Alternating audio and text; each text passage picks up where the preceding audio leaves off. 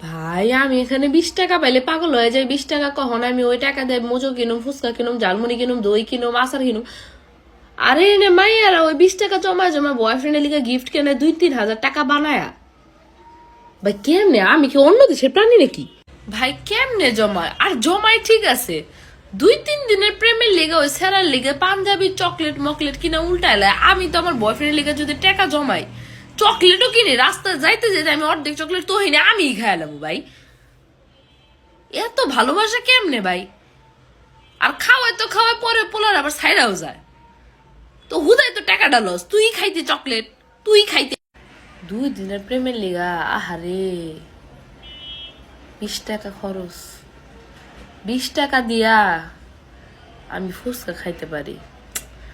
কেমনে যে 2 দিনের প্রেমের লিগা আর দে তো দে, পরে যখন পোলারে ছেকা দেয় আমার তো দুঃখ হয়ে নেই।